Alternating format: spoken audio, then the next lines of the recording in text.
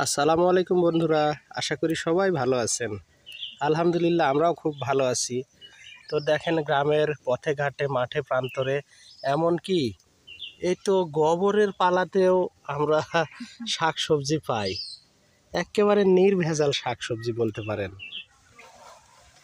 আর জঙ্গলের ভিতরে দেখেন বেশিরভাগ এই শাকটা হয়, ঘাটি শাকটা। আলু পটলের তরকারি খাইতে খাইতে মুখ থেকে একবারে তরকারির স্বাদ হারায় গেছে। ওই তাই জন্যই তো হয়তো শাক তুলছি। হ্যাঁ, তাই আজকে আপনাদের আপুকে বললাম যে একটু শাক তুলো, তো শাকের ভর্তা খাবো। তা আপনাদের আপু বেলা শেষ, তো ওই কারণে দূরে আর কোথাও যাইতে পারলো না।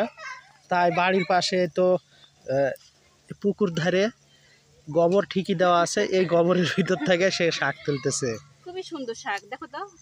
যা হলো মেলাই হলো, চলো যাই যে রান্নাটা শুরু করে দিই, না হলে তো রাত লেগে যাবে রানতে রানতে। আজকে ঘাটির শাক অল্প হয়ে আছে, তার কারণ দুটো আমি কুমড়া পাতালি দিলে কি বেশি হবে না, একটু আবার ভালো লাগবে খেতে। কুমড়ার পাতা আর ঘাটির শাকের ভর্তা। আজকে আমি ঘাটি শাকের ভর্তা বানাবো। তো আমি কীভাবে ভর্তাটা বানাই সেটাই আপনাদের মাঝে আমি শেয়ার করবো। তো আমাদের পুরো ভিডিওটা সব থেকে দেখবেন, আশা করি সবাই।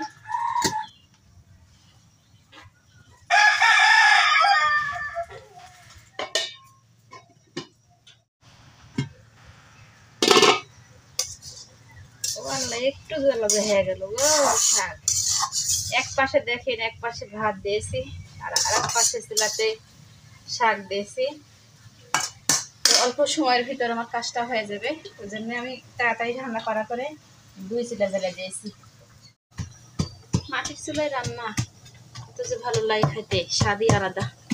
আর শাকটা আমি এভাবে করে আগে গালে নিব ভালোভাবে, গালে নেওয়ার পর তেলের দিব, তেলের দেওয়ার পর ভর্তা বানাবো। শাকটা আমার হয়ে গেছে, এখন আমি নামালে ভর্তা বানাবো।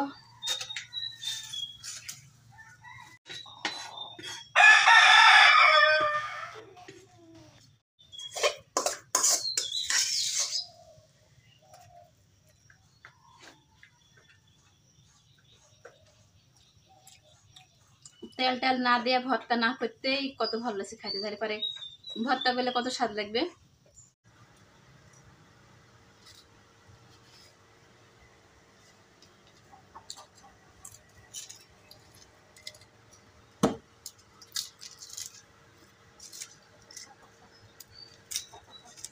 মরিচ পেঁয়াজ লবণ দিয়ে এমনভাবে সুন্দর করে মানে যে হাত দিয়ে মাখিয়েছি যেন মানে নিয়ে না থাকে, ডাট না থাকে। এখন আমি কাঁচা সরিষার তেল দিব।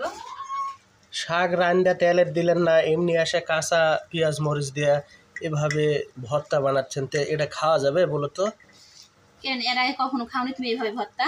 না, এরকম ভর্তা খাইনি তো আমি কোনোদিন। আজকে প্রথম হয়। তো দেখো নি, তুমি খাইয়ে দেখো কেমন হয়েছে। দেখে মনে হচ্ছে ভালো হবে, কিন্তু খাইতে কেমন লাগবে আমি তো বুঝতে পারছি না। খাইতেও সেই স্বাদ লাগবে। আগে ছোট থাকতে কত খাওয়াচ্ছে আমার মায়ে এভাবে ভর্তা করে। 4 জন মানুষ 5টা ভাগ করি, যদি কেউ আসে চাইতে তাকে দেওয়া যাবে তো একটা। দাও দেখি তোমার নতুন ভর্তা খাই।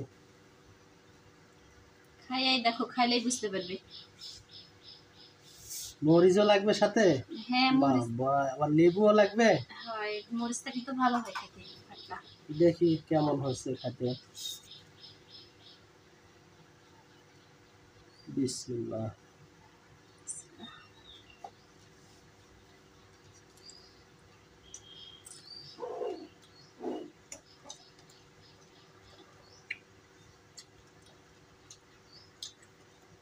কেমন হয়েছে? সেই স্বাদ। মাশাআল্লাহ, নতুন নিয়মে একটা ভর্তা বানাইছে আপনাদের আপু আজকে। অসম্ভব সুন্দর খাইতে।